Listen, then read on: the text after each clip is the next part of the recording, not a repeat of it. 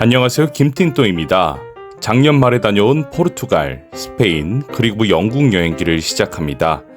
각종 맛집, 숙소, 여행지 등 다양한 후기와 정보를 다뤄볼 예정이니까요. 많은 관심 부탁드릴게요.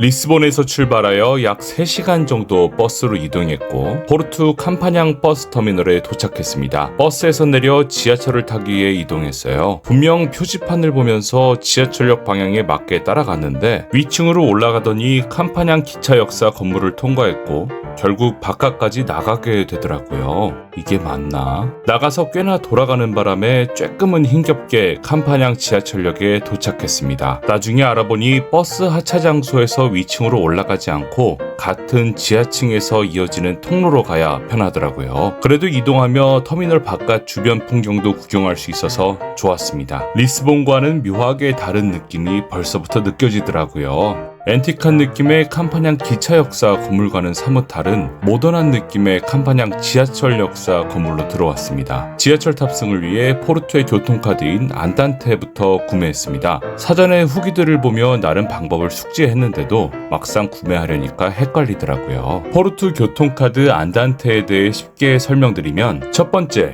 교통카드를 먼저 구매하시고요. 두 번째, 목적지가 어떤 존에 있는지 확인한 뒤 마지막 세 번째는 존에 해당하는 만큼 카드에 충전하시면 끝입니다. 참 쉽죠?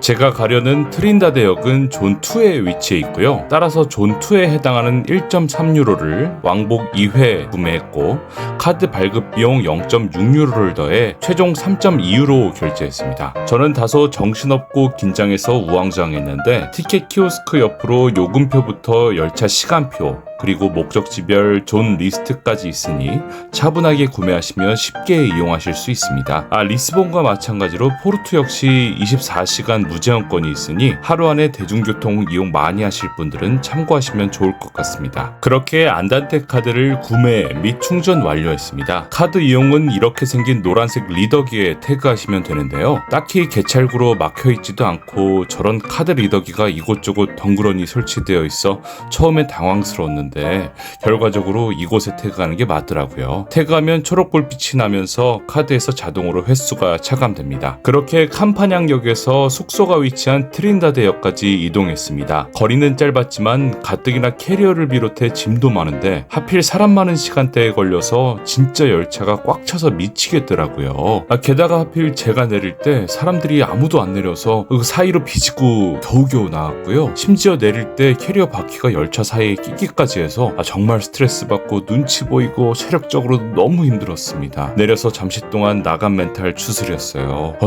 그렇게 힘겹게 트린다드역에 도착했고 포르투 에어비앤비 숙소까지 이동했습니다. 거리는 가까웠는데 예상치 못한 언덕이 있어서 요건 조금 서운하더라고요. 그래도 고생 끝에 낙이 온다고 했나요? 이쁜 인테리어에 널찍한 실내 공간 그리고 깨끗한 컨디션 숙소가 정말 좋았어요. 무엇보다 호스트분이 숙소 이용 사항부터 주변 맛집과 마트, 교통편까지 세세히 알려주시는데 정말 친절하셨습니다. 오브리가도. 역에서 가까워 위치도 좋고 숙박비도 저렴한데 객실까지 훌륭한 숙소에 급방끝 행복해졌어요. 다소 지쳤지만 만족스러운 숙소로 컨디션 충전했고요. 체크인 후 바로 나와서 포르투 중심지인 히베이라 쪽으로 향했습니다. 어둑해지며 도심 곳곳 건물과 거리에 불빛들이 켜지는데 정말 아름답더라고요. 같은 포르투갈이지만 이전에 방문한 리스본의 분위기와는 오묘하게 다른 느낌이었어요. 이쁜 거리 풍경 감상하며 걸었고 그렇게 낭만도시 포르투의 최고 하이라이트 동루이스 다리 입구에 도착했습니다. 와, 무슨 말이 필요할까요? 워낙 아름답기로 소문난 포르투라 잔뜩 기대했었는데 그 기대 이상으로 아름다운 풍경에 정말 자동으로 미소 지어지더라고요. 그렇게 설레는 마음 가득 안고 도루강 풍경을 바라보며 벨라노바드 가이아 방향으로 동루이스 다리를 건너려는데 이게 뭐죠? 동루이스 다리를 건너는데 무서움은 생각 못했습니다. 핵졸보인데다 고소공포증 있는 저에게 송송 구멍 뚫린 바닥은 너무한 거 아닌가요? 심지어 높이도 너무 높아서 건너는데 너무 무서웠어요. 주변 남녀노소 모두 평화롭게 낭만 한껏 즐기며 다리 건너고 있는데 와,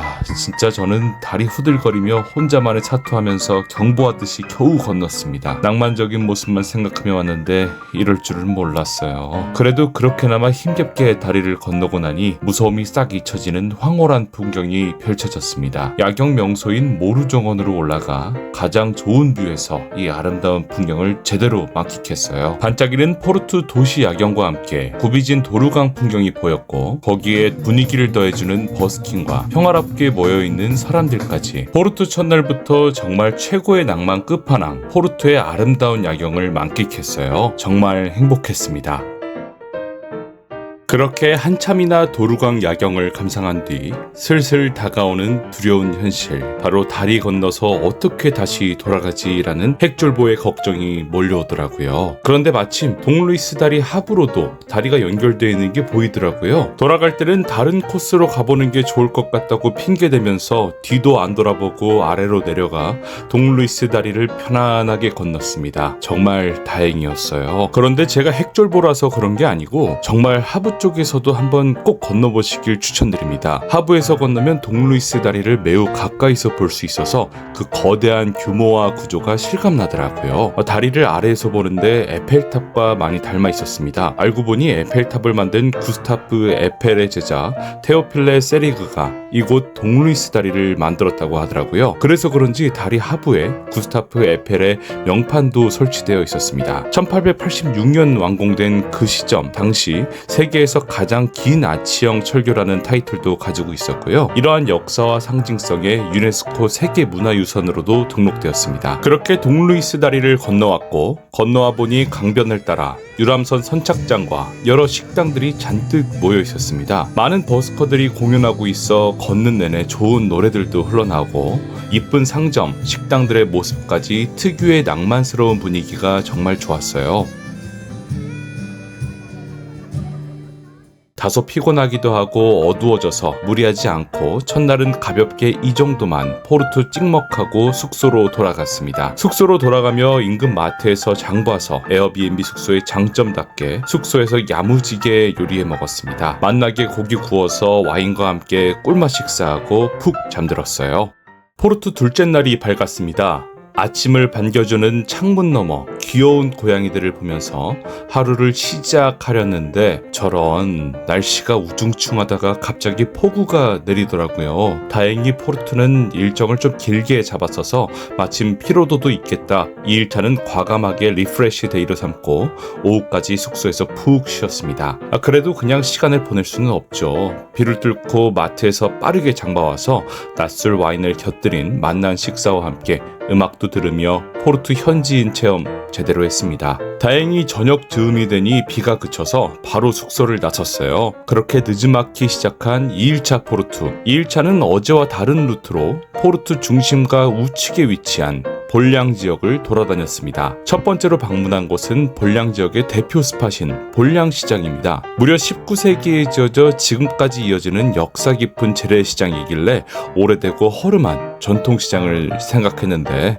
예상과 다르게 완전 현대식 시장으로 리모델링 되었더라고요. 시장이 아닌 백화점에 가깝게 세련되고 고급스러운 인테리어가 인상적이었습니다. 관리 잘 되어 있고 깨끗한 건 좋긴 했는데 괜시리 쬐끔의 아쉬움은 있었어요. 그래도 깔끔해서 돌아다니기 쾌적했고요. 식료품부터 각종 기념품, 자파류까지 다양하게 판매되고 있어서 구경하는 재미가 있었어요. 다만 생각보다 비싼 편이기도 하고 딱히 살만한 건 없어서 가볍게 둘러보고 나왔습니다. 참고로 볼량시장 화장실이 깔끔하고 깨끗한데 무료로 이용할 수 있습니다. 소중한 꿀팁 남겨드립니다. 포르투에 와서도 빠질 수 없는 포르투갈 특산물 에그타르트 나타. 볼량시장에서 나와서 마침 바로 옆에 있는 에그타르트 맛집 만테이가리아를 방문했습니다. 진열되어 있는 에그타르트의 노릇노릇 바삭해 보이는 비주얼에 감탄하면서 가게로 들어갔습니다. 만테이가리아의 메뉴는 역시나 메인 메뉴 에그타르트 나타만 있고요. 마실 것들이 조금 다양하게 있었어요. 나타는 하나에 1.3유로이고 패키지는 2개, 6개 구성으로 있었습니다. 저는 저는 딱 맛보기용으로 나타 2개 패키지와 추가로 진짜 체리주 2잔을 시켰어요. 계피가루 솔솔 뿌려서 먹었는데 와우, 역시나 맛있었는데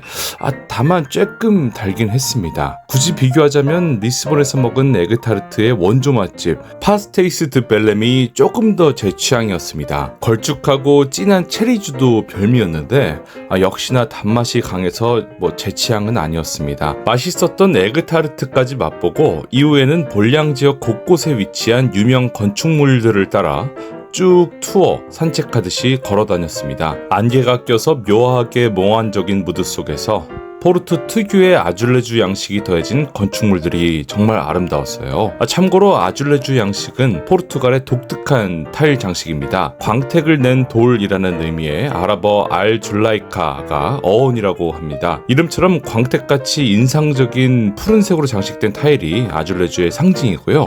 그라나다 아람브라 궁전에 방문했던 마누엘 1세가 이슬람 타일 장식에 매료되었고 포르투갈에 돌아온 뒤 이슬람 타일 장식을 따라 자신의 왕궁을 장식한 것이 그 기원이라고 합니다. 왕궁에 장식된 아줄레주 양식이 이후 포르투갈 전역으로 크게 유행하면서 기차역, 성당, 길거리 곳곳 여러 건축물에 장식되었고 그렇게 아줄레주 양식은 포르투갈의 상징적인 고유의 문양으로 자리하게 되었습니다. 볼량 지역 야간 산책의 첫 번째 스팟은 산투 일드폰수 성당입니다. 아줄레주 투어 코스로도 꼭 들어가는 유명한 성당인데요. 그래서 그런지 화려하면서 아름다운 푸른색 아줄레주 장식이 눈에 띄었습니다. 어두워진 저녁이라 큰 기대 없이 지나가다 들렀는데 조명도 정말 잘 되어 있어서 아름답더라고요. 이어서 성당 앞쪽으로 이어진 길을 따라 짧게 이동하면 바탈야 광장과 상주앙 국립극장이 나옵니다. 광장이라기엔 조금 작고 공원에 가까운 느낌이었고요. 바탈야 광장보다는 바로 앞에 있는 상주앙 국립극장이 정말 아름다웠습니다. 극장의 모습이 주변 풍경과 어우러져 정말 운치 있었고요. 영화에 나오는 근대 유럽 극장 모습 그 자체였어요. 조금 과장하자면 근대 유럽 도시 한가운데로 여행 온 느낌까지 들었습니다. 참고로 상주앙극장은 실제로 공연을 진행합니다. 저는 들어가 보지 않았지만 공연 스케줄 시간이 맞고 공연에 관심 있으시다면 티켓을 구입해서 공연 직접 보시는 것도 정말 좋은 경험일 것 같아요. 그리고 다시 거리를 걸어 포르투 성당에 도착했습니다. 포르투 대표 랜드마크인 동 루이스 다리에서도 정말 가까워 많은 분들이 찾는 대표적인 장소 포르투 성당입니다.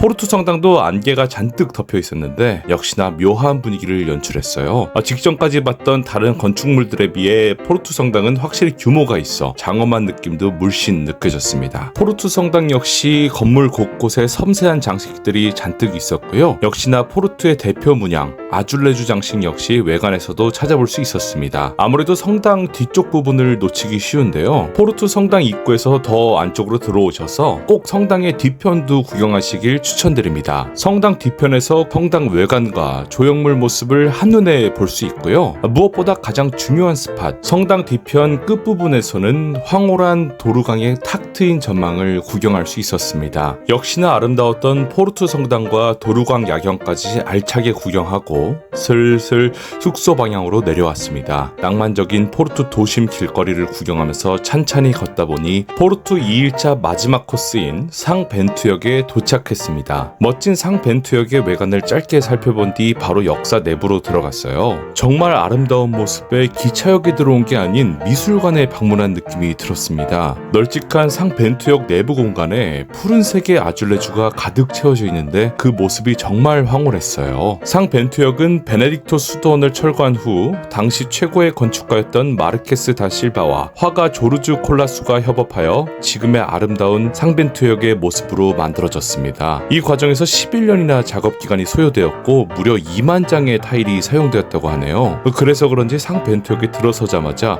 엄청난 스케일과 디테일에 압도되었어요. 상벤투역의 아줄레주 장식은 포르투갈의 역사적 사건을 그림으로 묘사하고 있는데요. 레오남국 독립전쟁이나 항해왕 엘리케 왕자의 승리 장면 등 포르투갈의 역사적 사건이 담겨 있어 사파 하나하나가 매우 인상적이었습니다. 포르투에 방문한다면 도르강과 동루이스 다리도 유명하지 아쉽지만 상 벤투역에 방문하셔서 황홀한 아줄레 주장식도 구경하시길 꼭 추천드립니다. 그렇게 낭만과 아름다움으로 가득했던 포르투에서의 첫날, 그리고 2일차 여행도 행복하게 마무리했습니다. 이어지는 포르투 여행기는 다음 영상에서 계속됩니다. 이번 영상 재밌게 보셨나요? 다음 영상도 역시나 많은 관심 부탁드릴게요. 이상 김띵또 유럽 여행 시리즈 포르투 여행기 1편이었습니다. 감사합니다.